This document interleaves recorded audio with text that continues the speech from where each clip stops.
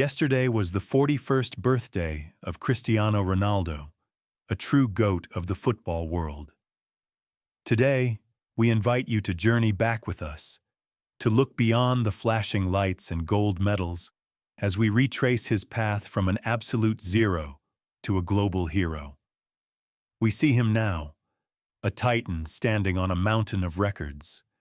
But we often forget the scars hidden beneath those expensive jerseys. This is not just a sports story. It's a testament to the human spirit that refused to be broken by fate. Before the world chanted his name, silence and hunger were his only companions. Before the private jets and the mansions, there were only dusty hills and empty pockets. For those of you watching who feel that life has been too hard, or that your time has passed, look at this journey. Because before he was a king, he was a child of sorrow who had nothing but a dream and a racing heart that almost stopped before it could begin. Our story begins in the rugged, salt-sprayed hills of Madeira, Portugal. It wasn't a fairy tale land. It was a place of survival. Cristiano was born into a small, dilapidated shack that leaked every time the Atlantic storms rolled in.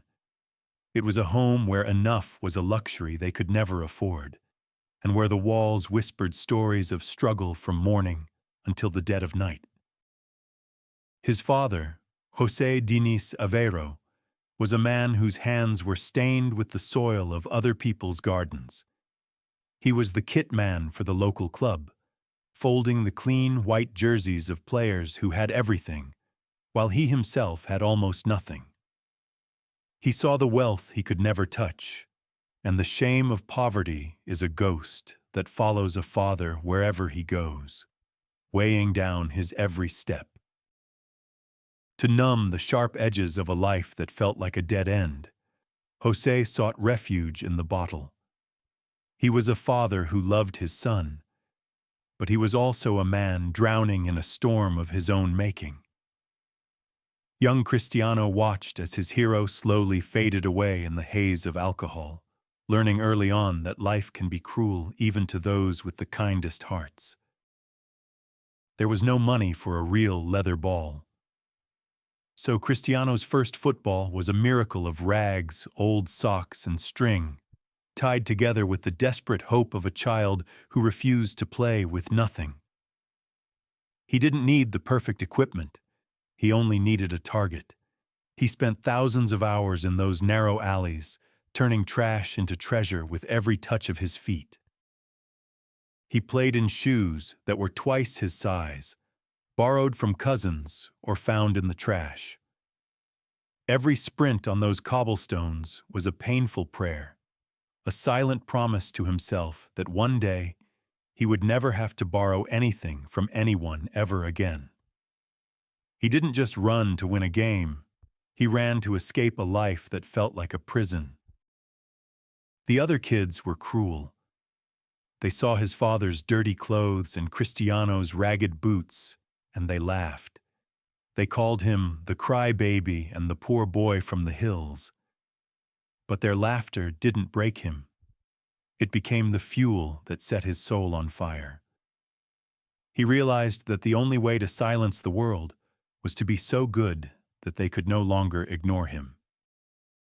At 12, the hardest decision was made. He had to leave his mother's arms and the safety of Madeira for a boarding school in Lisbon. A lonely boy on a plane, carrying his dreams in a small plastic bag. He spent his nights sobbing into his pillow, a foreigner in his own country, mocked for his thick island accent. The loneliness was a cold, sharp blade, but he never packed his bags to go home.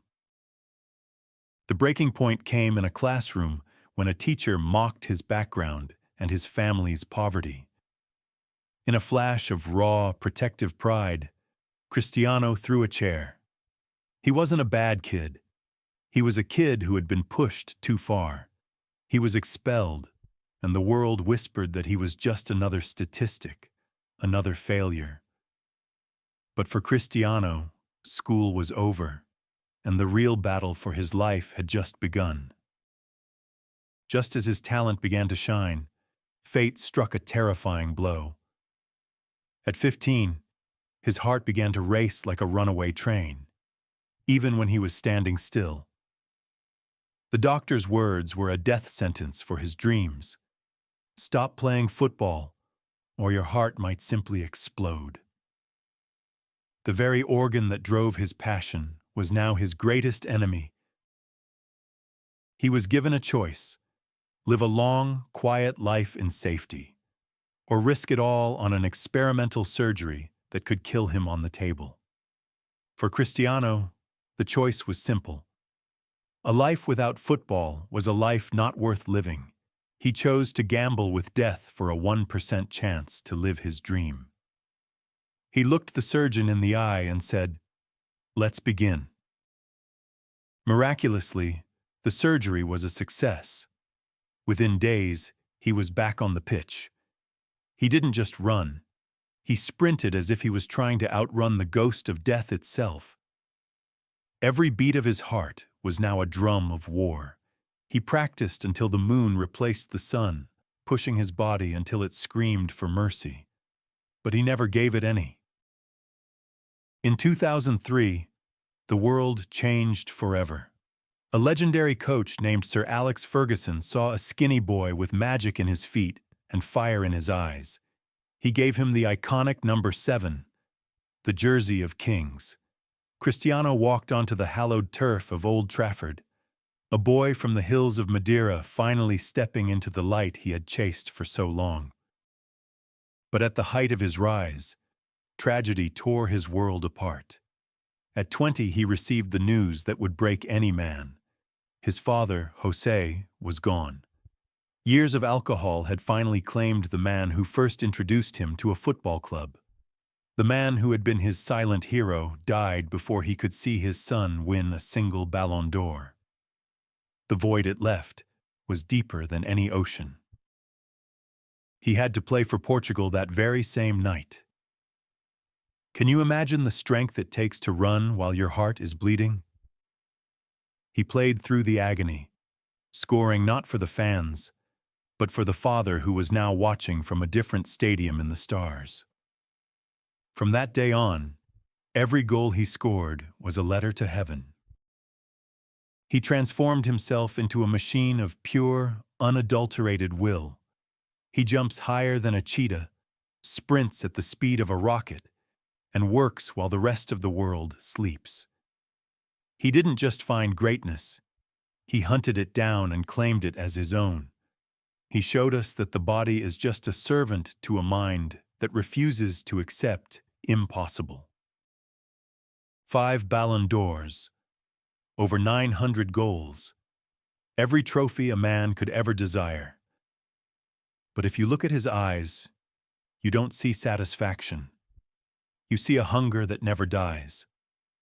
He is a king who remembers the taste of hunger, a champion who remembers the weight of borrowed shoes. He isn't competing with others anymore. He is competing with history itself. People call him arrogant, but they don't see the man who sells his golden boots to build schools for children in Gaza. They don't see the man who refuses to get tattoos so he can donate blood every month to save lives. He builds hospitals and funds surgeries for children he will never meet, because he remembers being the child that the world almost forgot. He is the star who will stop a billion-dollar team bus just to hug a crying child. He is the man who gives his match jersey to a fan he accidentally hit with a ball. He knows that his power comes from their love, and he treats every fan like a brother, for he was once just a fan dreaming of a miracle. To those of you watching who are in your 30s, 40s, or 50s, those of you who feel the weight of age, the pain of loss, or the fear of failure, look at this man. His story proves that your beginnings do not define your end. Your struggle isn't your cage, it is your training ground. It is never too late to rebuild yourself from the ashes. The racing heart that almost killed Cristiano became the very engine that made him immortal. Whatever is trying to stop you today, be it an illness, a setback, or a broken heart, use it. Let it fuel your fire. Let it be the reason you succeed, not the reason you quit. Work until your idols become your rivals. Work until your signature is called an autograph. Work until the people who doubted you ask for your advice. Because in the end, the only person you need to beat is the version of yourself from yesterday. Keep pushing. Keep dreaming. 41 years of life. A lifetime of battles won. A legacy of light that will shine for generations. Happy birthday, Cristiano Ronaldo.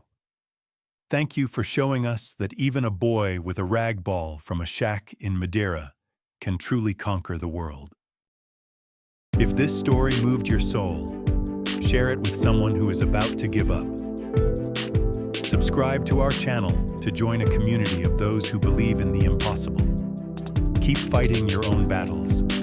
Be the GOAT of your own life. Goodbye, and we'll see you in the next story.